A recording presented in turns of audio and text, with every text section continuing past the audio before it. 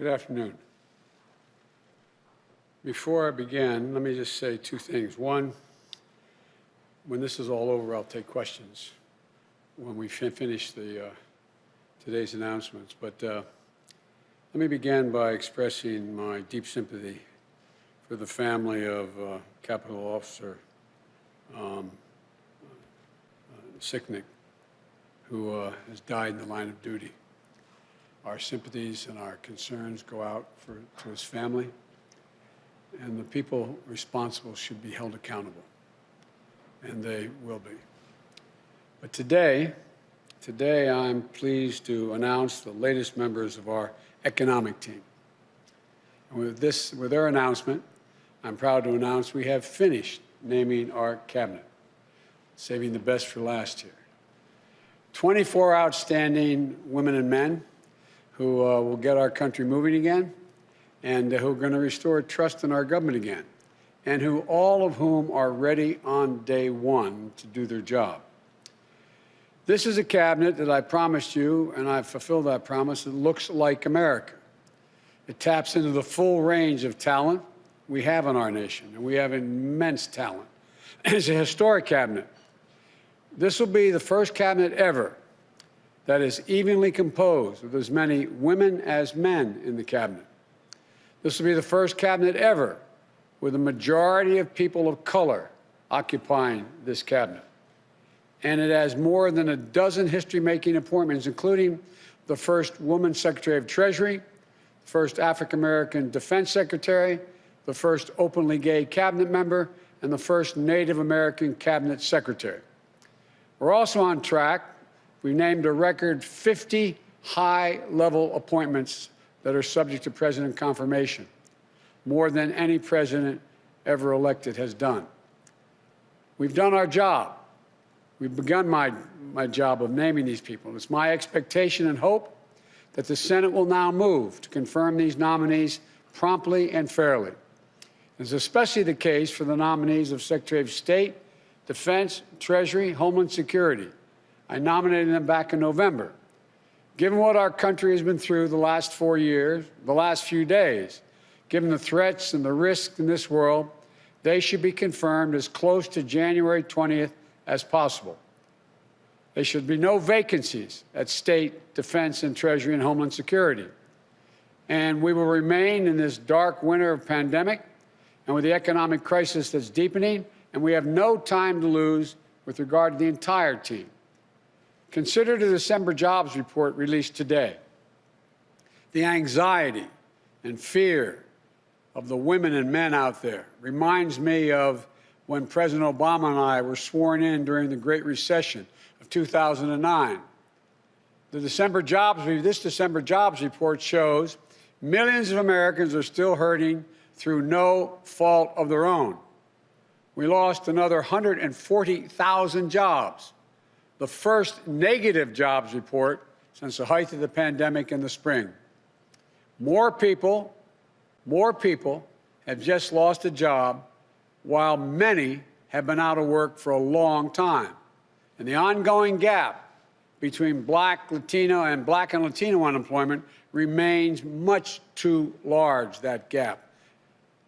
And in many ways, the jobs report is a pandemic report. With the pandemic raging, people are losing work and losing hope. The hospital industry, restaurant and bars lost more than 372,000 jobs. State and local governments are slashing jobs. 20,000 local educators lost their jobs just last month. In the midst of this pandemic, there are millions of people out of work, unable to pay their rent or their mortgage. They're waiting in line for hours to get food from a food bank. Think of this, the United States of America. People are lined up for miles in their automobiles, waiting to get a meal to put on the table to feed their family. And they're left staring at the ceiling, so many, unable to sleep, worried will they have their health insurance, wondering if they'll be okay. The bottom line is the job report shows we need to provide more immediate relief for working families and businesses now. now. Not just to help them get on the other side of this painful crisis, but a larger purpose, to avoid a broader economic cost that exists out there, that will happen due to long-term unemployment, hunger, homelessness, and business failings. But by acting, the vast majority of leading economists suggest that that's what we need to do to revive the economy. In fact, economic research confirms that with conditions like the crisis today, especially with such low interest rates, taking immediate action, even with deficit finance, is going to help the economy long-term and short-term, reduce scarring in the workforce, increase growth, and reduce our national debt burden. Failure to act will have the opposite effect.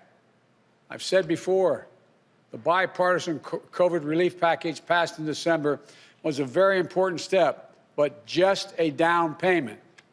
Next week, I'll be here with you all laying out the groundwork for the next COVID economic relief package that meets the critical moment of our economy and our country and we face at the moment. For example, vaccines give us hope, but their rollout has been a travesty. This will be the greatest operational challenge we will ever face as a nation. We're going to need billions of dollars to get the vaccines from a vial into someone's arm, the vaccination for millions of Americans. We're also going to need tens of millions of dollars to help reopen our schools and reopen them safely. State, local, tribal communities need tens of billions of dollars to keep educators, police officers, firefighters, and other first responders and public health workers on the job. We need more direct relief flowing to families, small businesses, including finishing the job of getting people that $2,000 in relief, direct payment. $600 is simply not enough when you have to choose between paying rent, putting food on the table, keeping the lights on. I also hope that Democratic control of the House and Senate will raise the odds of prompt action on increasing the minimum wage. I've long said that we need to reward work, not just wealth in this country. People in both parties now recognize it's time to raise the minimum wage so hardworking people earn at least $15 an hour minimum. No one should work as millions are doing today, 40 hours a week at a job, and still live below the poverty line. They're entitled to at least a $15 minimum wage per hour. Folks, the big focus will also be on small businesses and how to correct the current administration's failures to get relief to Main Street small businesses that are most in need. Mom and pop stores are the backbone of the economy. And they're also, as you all know, they're the glue that holds communities together. It holds them together. But today, more than 1 in 4 small businesses are not open. At least 400,000 are closed for good. And as the month goes by, a third of Black-owned businesses, and more than a fifth of Latino-owned businesses, and more than a quarter of Native American-owned businesses have less than 1 month in reserves to cover expenses. Previous rounds of economic relief last year helped millions of small businesses stay afloat and keep employees in the payroll. But there were clear problems. Black and brown-owned small businesses had less access to that relief. Mom and pop shops were often the last in line, while big, well-connected businesses jumped in front of the line and got more relief and got it faster. And at every turn, this administration, the Trump administration, has undermined accountability for every tax dollar spent, weakening oversight, firing inspector generals.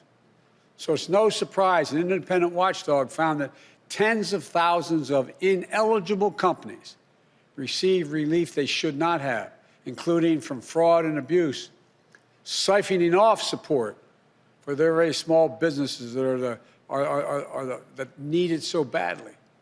But the good news is that the relief package passed last month provides additional aid to small business and workers.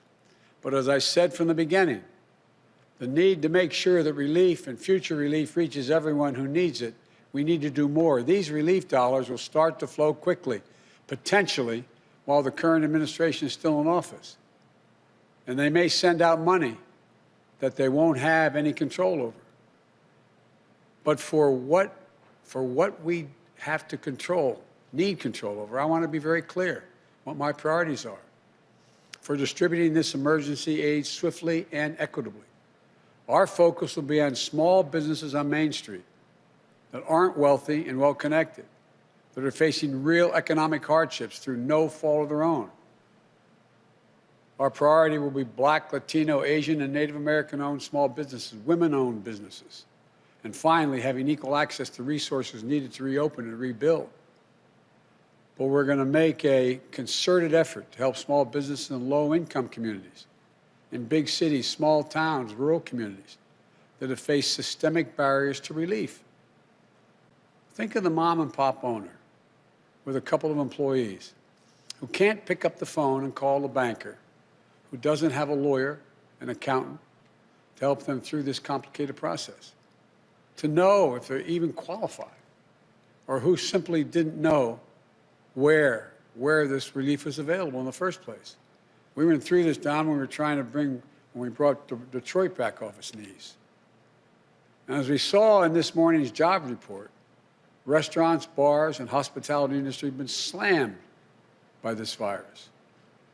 We're going to direct relief to those businesses and others that have been so badly hit the hardest. We owe them that support to help them get through the other side of this crisis. And I promise you, we will investigate and prosecute waste and fraud in these programs so that money goes to the companies that deserve it, and we'll use it to help their employees and their communities. When my president, President Obama, asked me to implement the Recovery Act, along with Don, who helped me a great deal, we invested more than $800 billion in our economy to help recover, rebuild, and less than 2/3 of 1% waste, fraud, or abuse occurred. We know how to do this. We know how important predictability and clarity are to small businesses. From day one, this administration worked to ensure that small businesses and financial institutions in every community understand the rules for these programs, the resources available to them, where they can turn for technical assistance if they need it. We will have navigators who help guide them through each step of this process until the money they need is in their bank account. And to the lenders participating in these programs, you should move quickly, without delay, to begin extending relief. But I urge you not to disabuse these funds, not to disperse these funds in the same inequitable way you have in the past. Here's my commitment. In return, we'll make our expectations of you crystal clear, the banks, so that you can quickly and equitably deliver relief to the communities that you serve, unlike what's been happening in many places. The bottom line is we're in the midst of the most unequal economic and jobs crisis in modern history. Congress needs to act as quickly as possible on all the issues I just laid out. That's how we can contain the pandemic, build back better with an economy that works for all Americans. And this is a team that's going to help get that done. For Secretary of Commerce, I nominate Governor Gina Raimondo of Rhode Island, the daughter of a working-class family who knows what it's like when her parents' factory job was shipped overseas. She never took her parents' sacrifices for granted. She always remembers where she came from. She became a successful entrepreneur who created jobs on Main Street and brought businesses back from the edge. She became a state treasurer who invested in local communities and took on financial predators. And today, she's one of the most effective, forward-thinking governors in the United States of America, the first woman ever to lead the Ocean State. She created an innovative loan program that helped minority-owned and women-owned businesses access the capital they need, but wasn't always available to them. She's worked with employers to design skill training programs so that local workers would be equipped to take the good-paying jobs in their own communities. She's put Rhode Island on the path to achieving 100% renewable energy, and she'll be a key player in helping position the United States as a global leader in the 21st century clean energy economy. And she knows what her fellow governors, Democrats and Republicans alike, are dealing with on the front lines of the pandemic and economic crisis they're facing, and how we can all partner together as one nation to contain COVID-19 to build back better. I'm honored, Governor, you're willing to join the administration, and we're really looking forward to working with you. For Secretary of Labor, I nominated a good friend and a stand-up guy, Marty Walsh of Boston, son of Irish immigrants. From his only downside, they're not from Mayo, they're from Galway. From Galway, moved to Boston. Marty was born and raised in Dorchester. I know him, tough as nails. Diagnosed with cancer at age 7, beat it at age 11. Joined the laborers union, 223 at age 21. Elected to the state legislature, became union president, and graduated from college at age 42.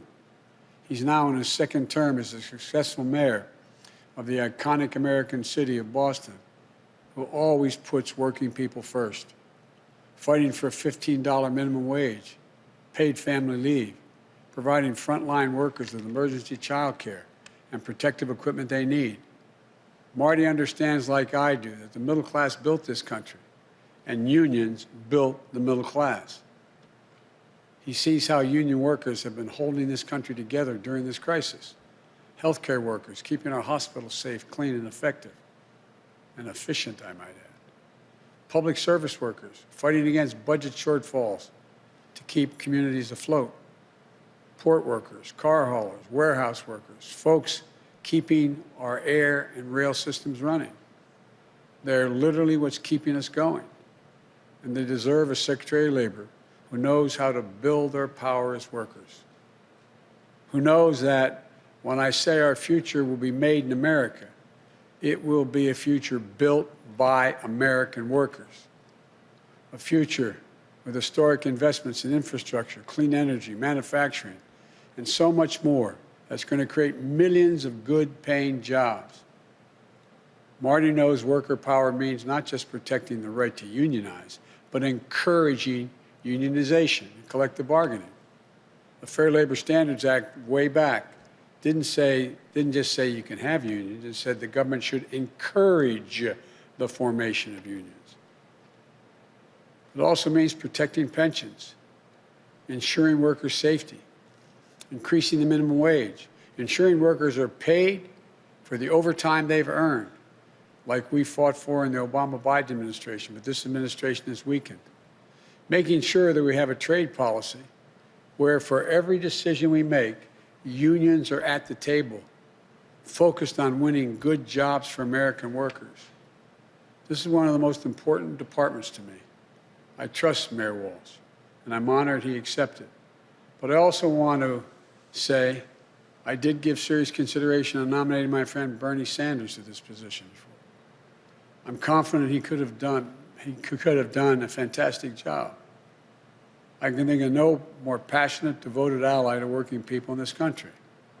But after Tuesday's results in Georgia, giving Democratic control to the United States Senate and a tie vote, Bernie and I agreed, as a matter of fact, Bernie said, we can't put control of the Senate at risk on the outcome of a special election in Vermont. And he agreed we couldn't take that chance. We also discussed how we'd work together, travel the country together, helping Marty, meeting with working men and women who feel forgotten and left behind in this economy. We agreed that we'll work closely on our shared agenda of increasing worker power and to protect the dignity of work for all working people. I want to thank Bernie for his continued friendship and leadership. I look forward to us working together, along with Marty, and he thinks I made a good choice. For Administrator of the Small Business Administration, I nominate Isabel Guzman. Isabel grew up in California, working alongside her dad in a small veterinary business that he built. She devoted an early understanding and developed an early understanding of what small business means to their employees and to the neighborhood they support, and to the families whose dreams they represent. She dedicated her career to creating jobs, to supporting entrepreneurs as a senior official on the Obama-Biden Small Business Administration.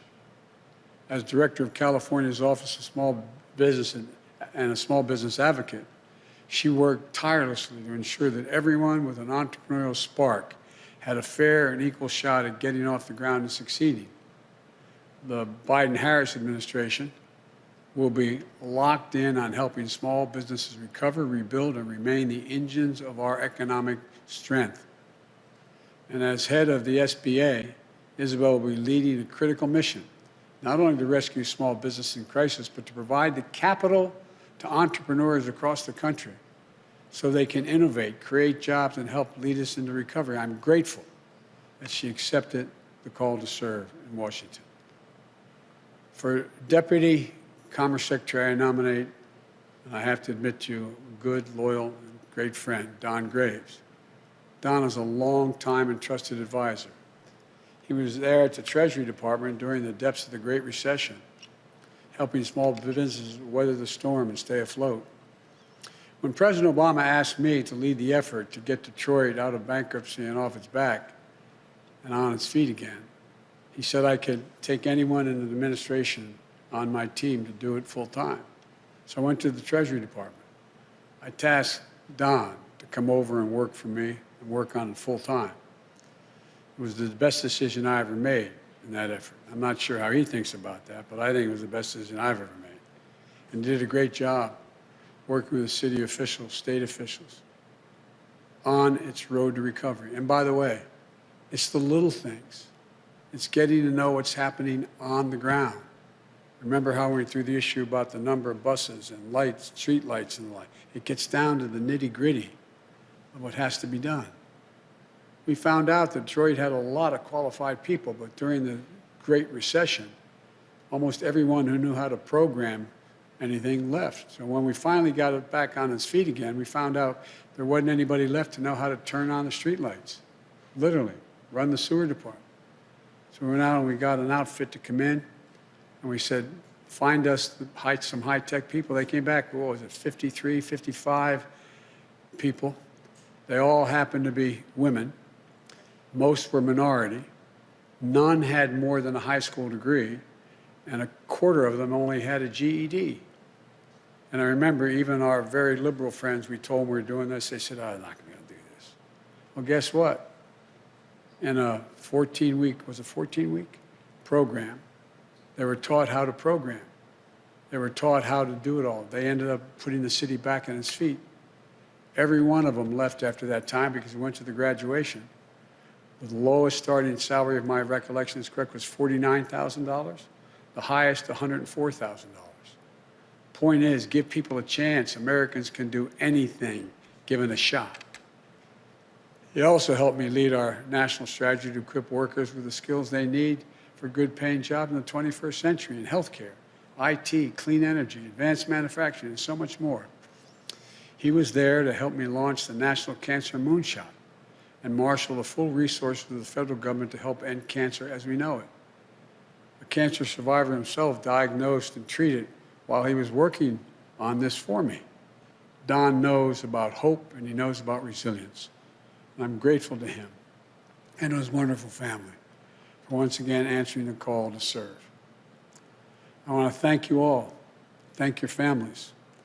And I don't want to embarrass them, but there's one guy up in the gallery here, Tommy, who's my buddy, who is the son of the governor. Thanks, Tommy, for supporting Mom doing this. And to American people, I know these times are tough, but I want you to know that we're going to get through this. Help is on the way. These people know what they're about. They know what it's like. So may God bless you all, and may God protect our troops. Now what I'd like to do is turn this over to the team, starting with our next Secretary of Labor, Marty Walsh. And after all is said and done, what I'll do is I'll come back and answer some questions. Thank you. Marty, the platform's yours, pal.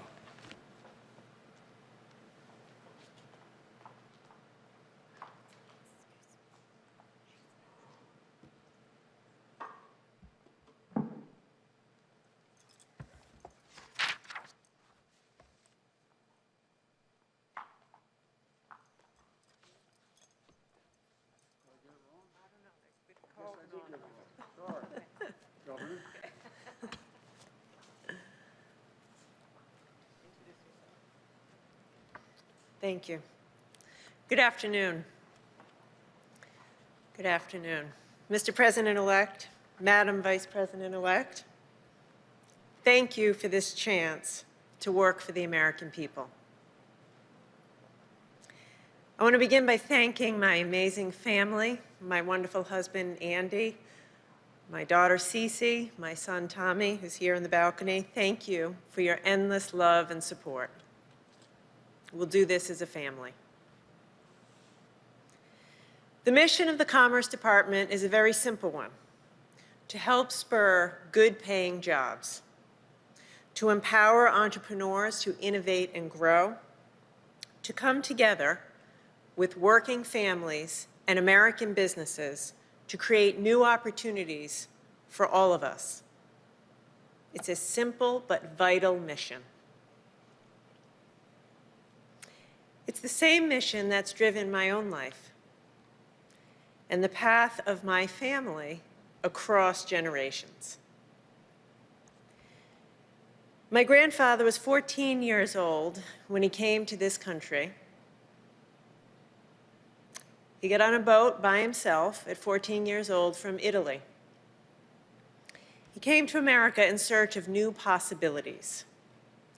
He taught himself English late at night in the Providence Public Library. The library was open late at night.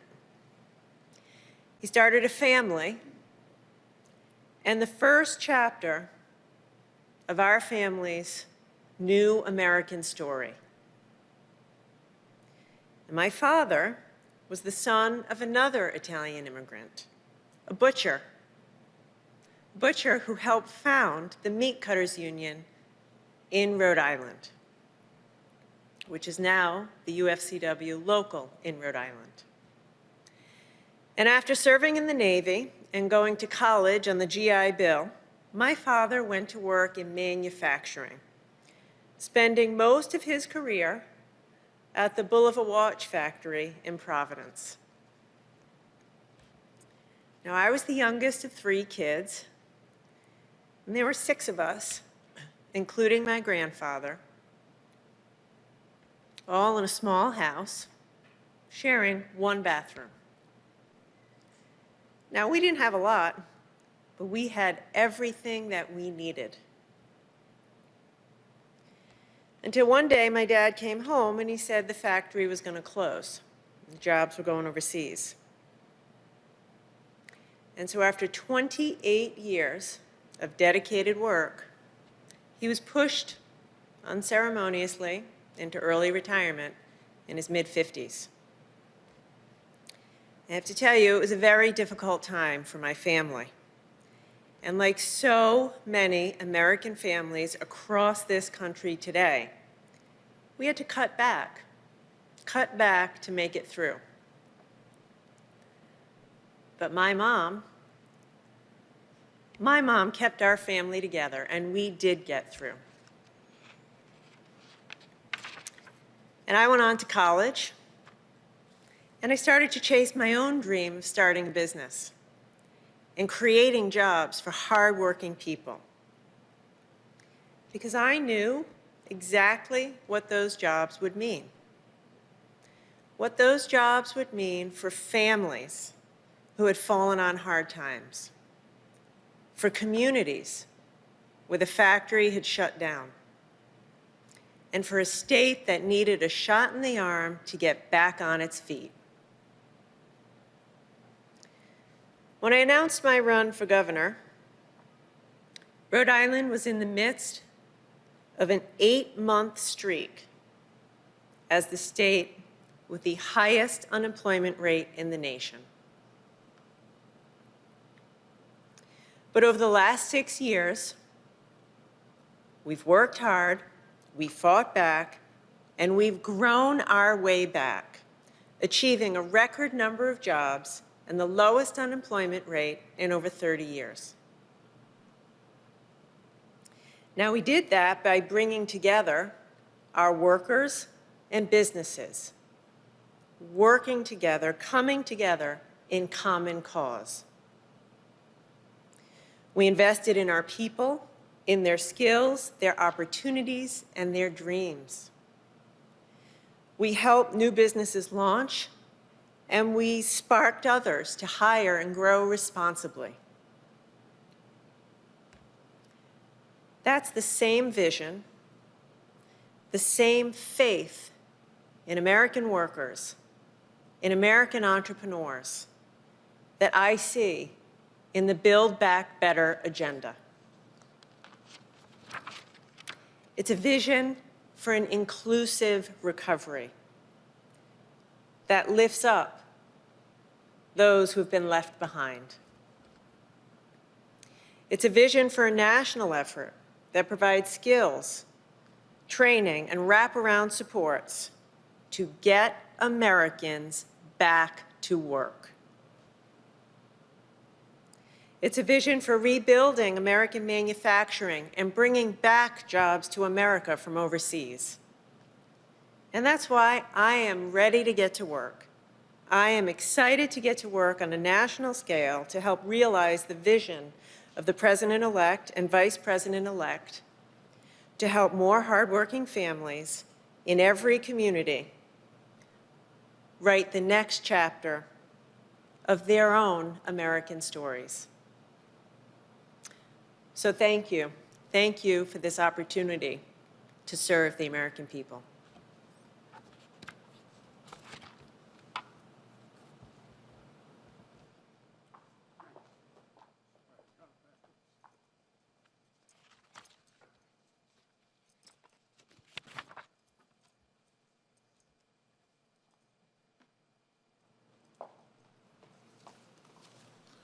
Thank you, Governor Raimondo, and I look forward to working with you in my role as well. Mr. President-elect, Madam President, Vice President-elect, I want to thank you for the opportunity to serve the American people. The word labor means everything to me. As you mentioned earlier, Mr. President-elect, my mother and father came to this country as immigrants from Galway, which is in Ireland, but from a part of Galway called Connemara. They brought with them their willing hands, their honest hearts, and hopes for the American dream. But all they needed, because my father joined the Laborers Union in Boston, was that opportunity. And that's why my parents were able to raise my brother, John, and myself with dignity and security in a multi-ethnic, multi-racial, working-class neighborhood of Dorchester in the city of Boston. I followed my father into that union. I learned what it took to turn an honest day's work into an honest day's pay. I saw what fighting for good jobs, good benefits, a safe workplace does for the lives of hardworking men and women and their families. And I fought for working people every single day of my life since then. Today, we're at a crossroads in America. It's a time of great hardship. Working people are holding the country together right now. I've seen it up close as mayor of the city that I love, Boston. Healthcare workers, first responders, grocery store workers, delivery drivers, postal workers, sanitation workers, custodians, coming through for us under impossible conditions. But this isn't just because of the COVID crisis or the economic crisis that threatens their well-being. Working people have been struggling for a long time under the erosion of their rights and the deep inequalities of race, gender, and class. For the last 4 years, they've been under assault, attacks on their rights, their livelihoods, and the unions that built the middle class. We are facing hard times, but nobody's tougher than the American worker. And now we have the opportunity to put power back in the hands of working people all across this country. And that is a good thing for our economy and for our country. We can defend workers' rights. We can strengthen collective bargaining. We can grow union membership. We can create millions of good-paying jobs with investments in infrastructure, clean energy, and in high-tech manufacturing, along with the workforce training to help get those people into those good jobs. This team, the Biden-Harris team, has the plans to make this happen. Mr. President-elect, we spent many memorable days together in my hometown at a rally to support grocery store workers fighting for their rights, at my inauguration as mayor, and on a day that I will never forget, at the Boston Marathon Memorial, where you lifted up our whole city's spirits. So I know that from Dorchester to Scranton, Wilmington to West Virginia, and all across this great nation, your home and your heart are with the working people. I look forward to working with you to deliver good jobs with dignity, security, prosperity, and purpose to all American families. And I look forward to working with this entire administration, shoulder to shoulder, with American workers to build back our country better. Thank you once again for this incredible honor. May God bless the American worker, and may God bless the United States of America.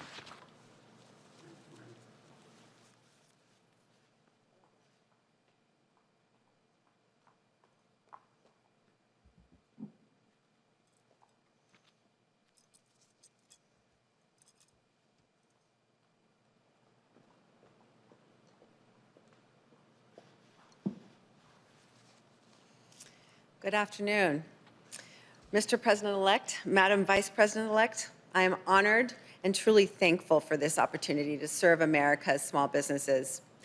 Together with you and the exceptional and diverse team you're assembling, I am eager to build our economy back better in every community. The small business experience is personal to me. I grew up in an entrepreneurial family. My father started his first veterinary hospital when I was 1 year old, and I recall early childhood memories of tagging along with him to the hospitals to check on the animals under his care. As I grew older, I worked alongside my dad at the family business and witnessed his dedication to his clients, his employees, and the community. I saw him spending endless hours wearing multiple hats, tirelessly working to learn more and grow the business. Those memories have defined my career and really inspired my work, still today. Along my own path, I have partnered to start businesses, and I have helped entrepreneurs launch and grow their firms. I have advised a startup minority-owned bank, and I have co-founded a consulting firm for small business contractors. At the U.S. Small Business Administration, I was honored to help make a difference on a national scale. I formed a deep passion for the SBA's work, providing loans, investments, contracts, and counseling to help entrepreneurs start and grow and spur job creation. Today, as California's small business advocate, I support the small businesses and innovative startups of the 5th largest economy in the world, focusing on ensuring the economy works for everyone, as that's how we thrive together. Now, I'm honored to return to the SBA at a crossroads moment for small businesses, the dreams they embody, the people they lift up, and the communities they serve. So many small businesses across the country have been devastated by the pandemic and economic crisis. A disproportionate impact has fallen, as it often does, on our businesses owned by people of color. Small businesses have had to adapt quickly to survive and chase down relief while facing closures, drops in revenues, shrinking cash flow, and increasing debt. I know you believe wholeheartedly, Mr. President-elect and Madam Vice President-elect, that all of our small businesses are critical to our collective success as a nation. Their American dreams fuel our economy, bring new ideas to transform our lives for the better, and enliven every main street in America. And now more than ever, our small businesses need us.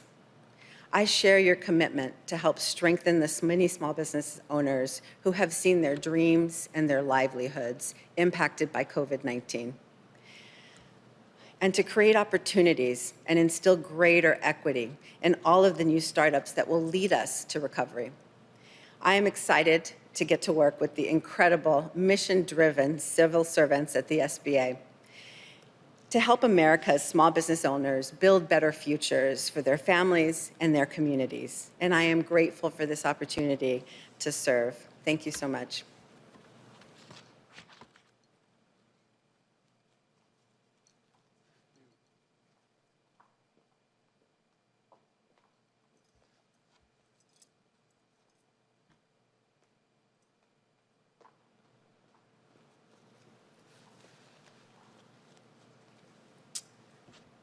Mr. President-elect, Madam Vice President-elect, I'm honored and humbled to be here today. I first want to thank my family for giving me permission to once again serve the American public. I've spent my career in government, the private sector, and nonprofits, finding ways to ensure that economic opportunity is inclusive and broad-based. And as it is for all of us in our own ways, it's personal. I come from a long line of small business owners, including one who owned and operated the only African-American-owned hotel in the mid to late 1800s, just 4 short blocks from where the Commerce Department sits today. But for too many people in this country, the chance to start and grow a business, to take their idea into market and sell all over the world remains elusive all these years later. But we also know that government, its resources, and its experienced and capable civil servants can help level the playing field and empower people, communities, and our economy to reach their full potential. Mr. President-elect, I saw it firsthand when you and President Obama prevented another Great Depression and helped us recover, rebuild, and put us on the way to resurgence. I saw it in Detroit, where we were able to provide the partnership to help residents, businesses, and leaders get their city back on the feet again. And as we traveled the country, meeting with local leaders, labor unions, business leaders, and educators, I saw how you brought people together to ensure American workers were equipped and matched with the skills for jobs in their own communities that also strengthened the economic competitiveness of our nation. Above all, you showed me how to do it the right way, to understand that service isn't about those who serve, but the people we serve. To spend the extra time to really understand what they're going through, and to know they aren't looking for us to solve everything, but to understand and help make their lives better. I felt that most through the Cancer Moonshot you launched, deeply personal to both our families. And that gave the American people a renewed sense of hope in what we can do as a nation. With Governor Raimondo, Mayor Walsh, Isabel, and the entire economic team, we will govern by that high standard that you and the Vice President-elect continue to show, to revive the economy through the pandemic and build it back better, to advance racial equity across the board and to meet the existential threat of climate change with American jobs and ingenuity. With your leadership, I know this administration will provide the American people the support they need to thrive and the opportunity to turn their hopes into lives of dignity and the respect they deserve. Thank you again for the opportunity to serve.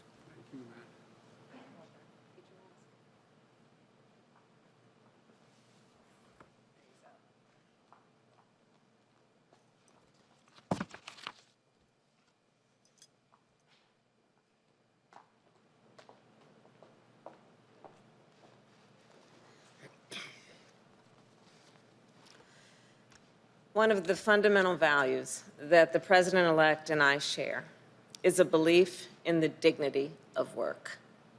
We both understand that a job is so much more than just a paycheck.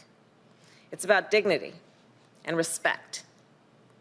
Joe learned that lesson from his father, and I learned it from my mother. My mother taught me, in her words and in her actions, that no matter how you earn a living, whether you're a caregiver or a truck driver, a grocery store clerk, or a small business owner, every job has inherent value and worth. And every worker, everywhere, has a right to earn a living wage, work in safe and healthy conditions, and pursue a better life for themselves and their family. We also know that right now, the dignity of an honest day's work and the financial stability of a steady income are out of reach for millions of Americans. The December jobs report makes that very clear. Food banks, as the President-elect has said, are being strained, trying to feed people who've had to worry for the first time in their lives about where they can find their next meal. Essential workers, like the nurses Joe and I called over the holidays, continue to risk their own health and the health of their families for all of us. Small business owners, from restaurants to barbershops to dry cleaners, they're hurting. And let's be clear, those who run America's small businesses, they're not just business leaders, They are civic leaders. They are community leaders. They're the ones who sponsor the Little League team and scholarships for local kids and all kinds of local causes and activities. They're the ones who are role models in their communities. And we've got to do right by them.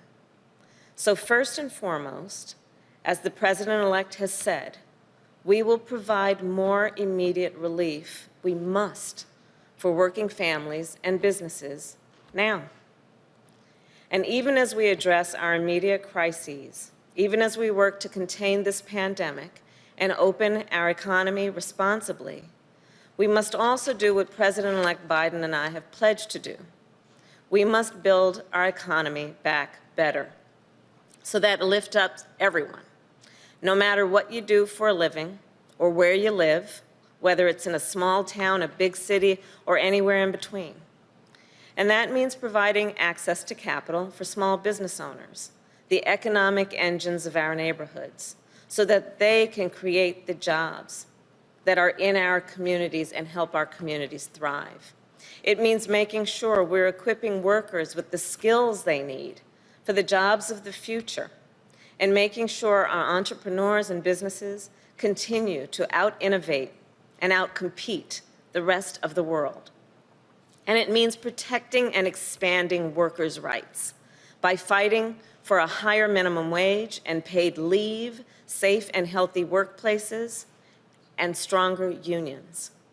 From working with unions as San Francisco's district attorney to helping author the Domestic Workers' Bill of Rights in the United States Senate, I can tell you from personal experience that whether it's the apprenticeships of the building trades or the caregiving skills of home health care workers, this is some of the most important work being done in our country. The president-elect and I know that, and so does this team we are announcing today. These are leaders, and I've worked with many of them, who together with the rest of our economic team will help create millions of good-paying union jobs and build an economy that is stronger and fairer for working people. They are seasoned public servants with track records of not only standing up for workers and unions, but creating and spurring innovation and creating opportunities for small business owners. And like President-elect Biden and I, they will fight to honor the dignity of work. The president-elect and I share a vision of America where opportunity is within reach for all the people, where everyone can see a better and a brighter future for themselves and for their children. With the leadership of these public servants and our entire economic team, we will get to work building that America less than 2 weeks from today. Thank you so very much, Mr. President-elect. Thank you.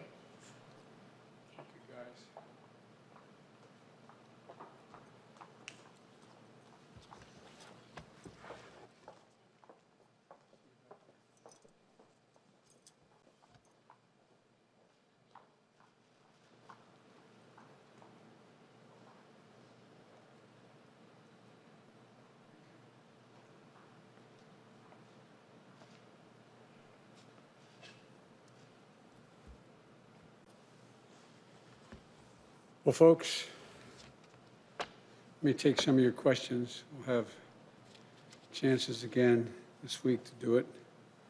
But let me yield, and you tell me who we're talking to.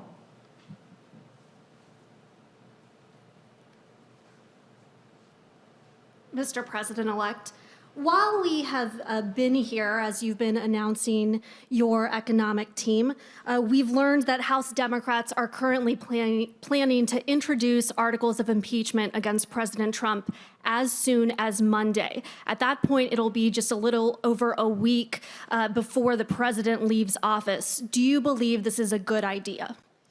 Look, I've thought for a long, long time that President Trump wasn't fit to hold the job. That's why I ran. And my job now, in 12 days, God willing, I'll be President of the United States of America.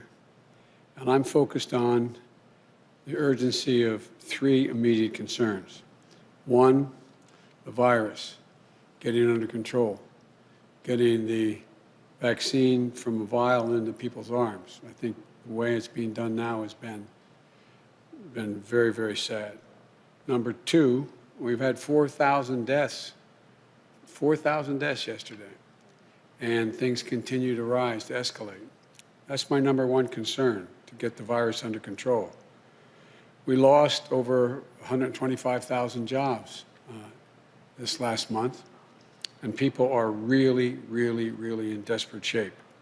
And so I'm focused on the virus, the vaccine, and economic growth. What the Congress decides to do is for them to decide. But I'm going to have to, and they're going to have to be ready to hit the ground running, because when Kamala and I are sworn in, we're going to be introducing immediately significant pieces of legislation to deal with the virus, deal with the economy, and deal with economic growth. So we're going to do our job, and the Congress can decide how to proceed with theirs. But if a Democratic member of Congress were to call and ask for your advice about whether they should proceed with this, what would you tell them? I tell them that's a decision for the Congress to make. I'm focused on my job. And did you speak with House Speaker Nancy Pelosi before this decision was made, or is that conversation that's still going to happen? I'll be speaking with Nancy and the Democratic leadership this afternoon, as a matter of fact, about my agenda, as well as whatever they want to talk to me about. Okay, thanks.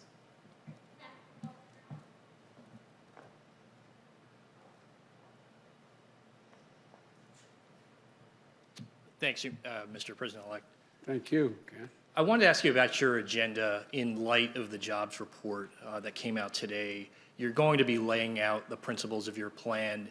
Do you think the need in the COVID relief bill is greater than you anticipated? And what is the price tag that you're looking at? I've been told it could be in the $2 to $3 trillion range. And then as it relates to the direct cash payments, you've talked about the need for $2,000 checks. Do you want to see that in a Senate standalone bill as a way to speed up the process? Or do you think those direct cash payments should be part of the package that you're going to be proposing? Well, we're going to be proposing an entire package. And parts of that package are of equal consequence to people. Unemployment insurance, being able to continue with rent forbearance, the whole range of issues. So that's number one. We think that they all have to be dealt with. The price tag will be high. But as I said, made scant reference to in my opening comments, the overwhelming consensus among the leading economists, left, right, and center, is that in order to keep the economy from collapsing this year and getting much, much worse, we should be investing significant amounts of money right now to grow the economy. And that's a pretty wide consensus. And as you know, Moody's had done an analysis of what I originally had been talking about and said that it was necessary to keep the economy from going down. It would rise, we'd create 18.6 million jobs, create $2 trillion more in economic growth than the other administration would, this outgoing administration. So it is necessary to spend the money now. The answer is yes, it will be in the trillions of dollars, the entire package. But it will be, I'll be here next Thursday laying out in detail how that package is going to go. But the basic story is simple, that if we don't act now, things are going to get much worse and harder to get out of the hole later. So we have to invest now. Secondly, we're going to have to meet the emergency needs of the American people. I mean, literally, I know you know this, Ken, that people are having trouble just putting food on the table, just having to keep the payment of their car, maybe even able to turn the lights on. There's a dire, dire need to act now, purely out of what is a humanitarian need here at home. And thirdly, we're going to, in the third stage of this, the whole story is we're going to have to invest, as I suggested throughout the campaign, in infrastructure, in healthcare, and a whole range of things that are going to generate good paying jobs that will allow us to grow the economy. So that's a long answer to a short question, which is that the idea of, with interest rates as low as they are, with the Fed having had its power sort of taken away in terms of what they could do to help this administration like last, it's important across the board. Every major economist thinks we should be investing in deficit spending in order to generate economic growth. And I wanted to ask you about what took place at the Capitol this week. You served in the Senate for 36 years, and importantly, you were there in 1983 when there was an explosion in a Senate corridor. You were there in 1998 when 2 Capitol police officers were shot. You were there during the anthrax attacks in 2001. What kind of an investigation needs to take place, and what steps need to take place to improve the security of the Capitol? And then secondly, how do you think the people who are involved in the storming of the Capitol, how should they be treated by your Justice Department? Should they be treated as domestic terrorists? Yes, they should be treated as they're a bunch of thugs, insurrectionists, white supremacists, anti-Semites. 6N is not enough. I mean, come on. You know, these shirts they're wearing, these are a bunch of thugs.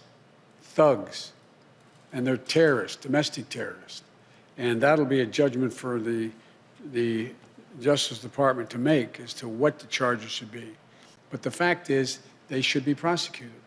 They should be prosecuted. The difference here is, this had the active encouragement of a sitting president of the United States.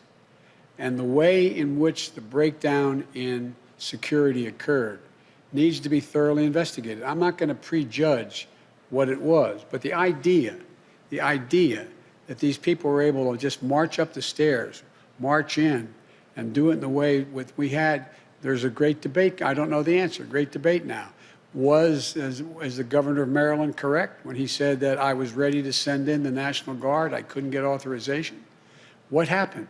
It deserves a full-blown investigation.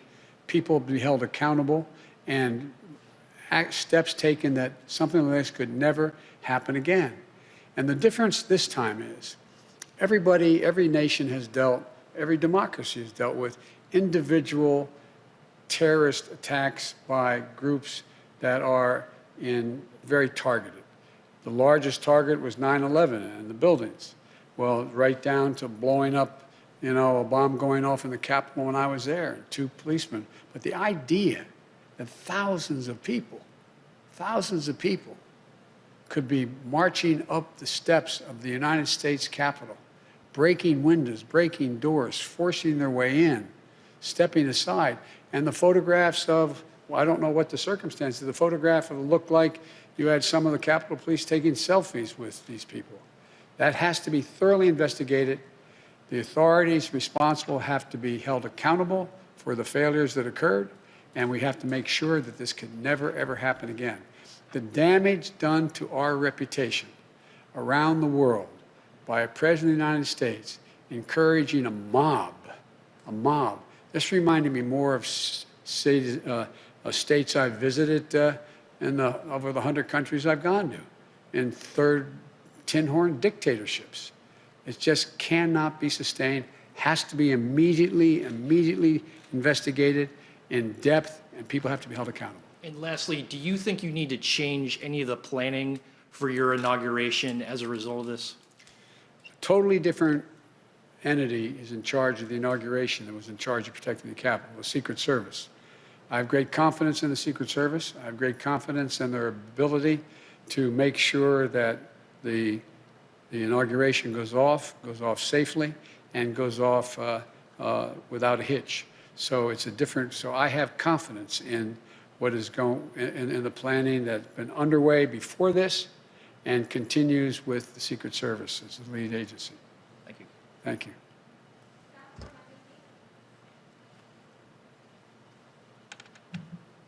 President-elect Biden, Vice President-elect Harris, good to see you both.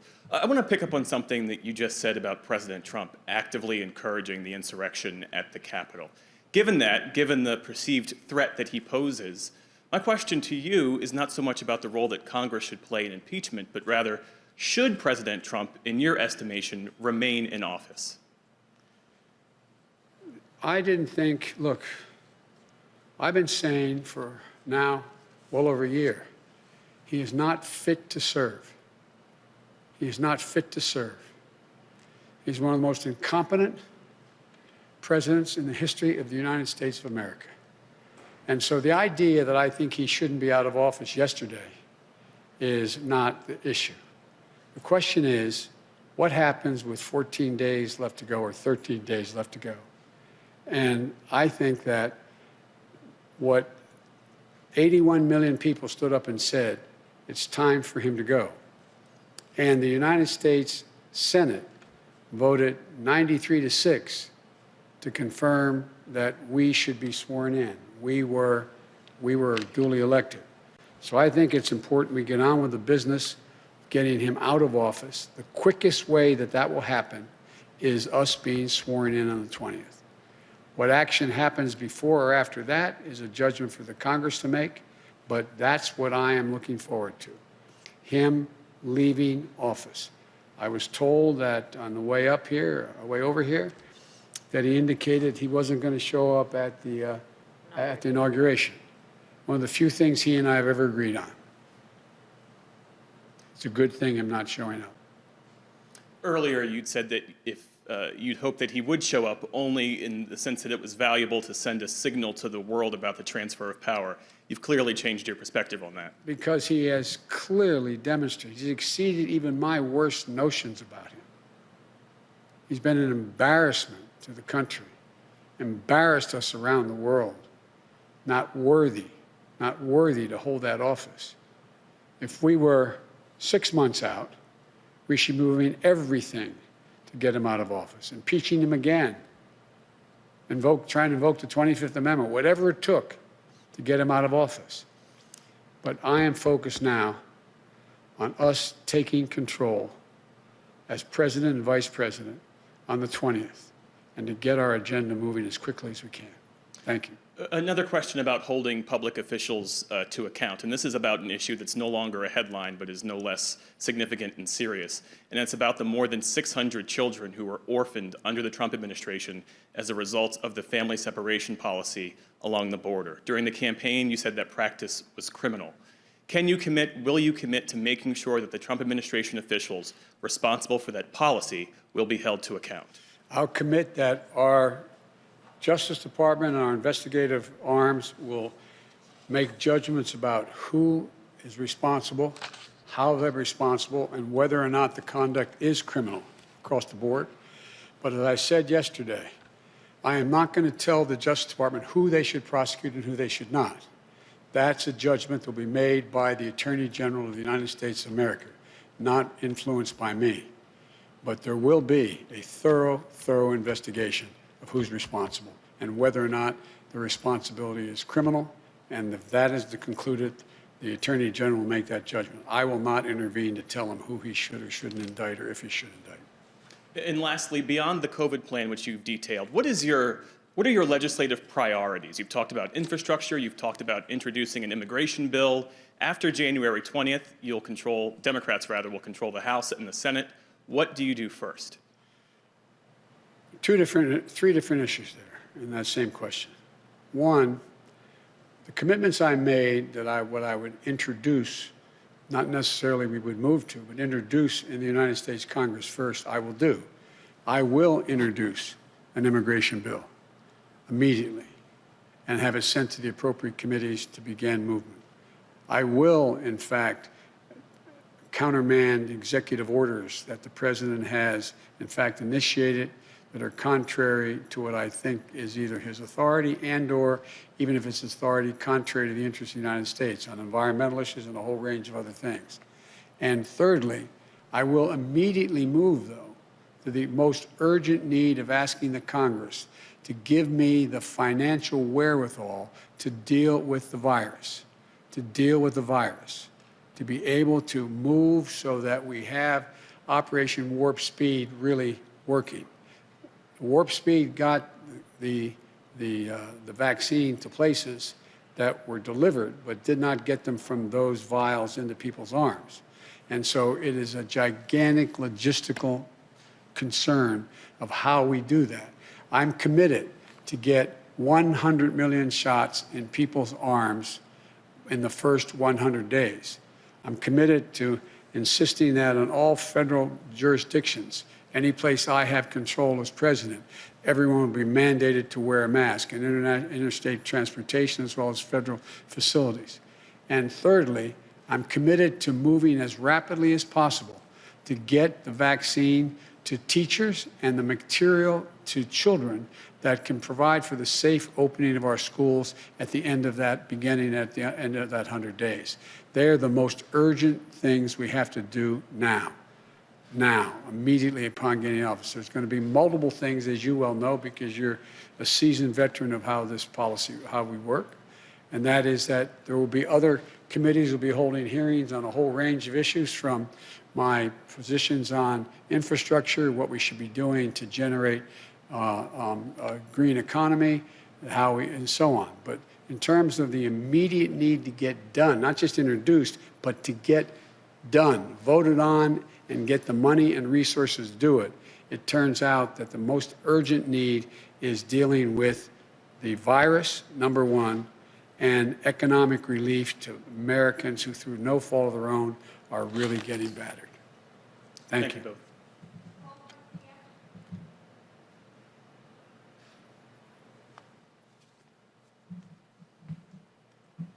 Thank you, Mr. President-elect and Madam Vice President-elect. I want to follow up with respect to what you just said about the inauguration and that it's a good thing that the president is not coming. But what about the Vice President, Mike Pence? He's welcome. I think it's important that as much as we can stick to what have been the historical precedents of how and the circumstances in which an administration changes should be maintained. And so if the Vice President is welcome to come, we'd be honored to have him there and to move forward in the transition. Have you spoken to him at all? No, I haven't. And you have called for unity and healing in this country. But after the events of Wednesday, does that make your job easier or harder? I think it makes my job easier, quite frankly. I've had a number of my Republican colleagues, former colleagues, I used to serve in the Senate for a long time, call me. Many of them are as outraged and disappointed and embarrassed and mortified by the president's conduct as I am and Democrats are. And I think I have said from the beginning, and I have not changed my view, my overarching objective is to unify this country. We must unify the country. And I think that you've heard me say this before, and I apologize for repeating myself, but understandably the questions are repetitive and good. I mean, I'm not being critical of the question. And that is that there's two ways people are inspired: by inspirational leaders and by terrible leaders. By terrible leaders. What this president has done is ripped the Band-Aid all the way off to let the country know who he is and what he's about and how thoroughly unfit for office he is. And you see already a number of Republicans. I was so proud. I know we're on opposite sides. I'll get criticized from some of the people in my party for saying this, but I've worked very hard with and against the former, soon-to-be former Majority Leader, Mitch McConnell. I thought what he said on the floor of the United States Senate was, in fact, the right thing to do. He stood up. He's ashamed. I spoke with a guy I have enormous respect for, and I ran against him, Mitt Romney. I spoke to Mitt this morning again. This is a man of enormous integrity, who lives his faith. There are so many more, but there's others who should be ashamed of themselves. But they make up a minority of the Republican Party. This isn't about Republican, Democrat anymore. This is about people who understand what this country's about and the things we have to agree on and move together on. I just think that if you look at it, speaking to some of my Republican colleagues, and I've spoken to a number of them over the last month since we've been elected, through recently as the day in which this god-awful debacle was taking place up on the Hill. And I think they understand that they're going to have to, we need a Republican Party. We need an opposition that's principled and strong. And I think you're going to see them going through this idea of what constitutes a Republican Party. And to hear some of my colleagues, Republican colleagues, talk about how shameful it is of the way Ted Cruz and others are dealing with this, how they're responsible as well for what happened. Do you think some of them should resign? Should Senator Cruz or Senator Hawley resign? I think they should be just flat beaten the next time they run. I think the American public has a real good, clear look at who they are. They're part of the big lie. The big lie. I was being reminded by a friend of mine, and maybe you were with me, I can't recall, when we were told that, you know, Goebbels and the great lie, you keep repeating the lie, repeating the lie. Well, there was a print that when Dresden was bombed, firebombed, there were 250 people that were killed, or was it 2,500 people were killed? And Goebbels said, no, 25,000 or 250,000 were killed.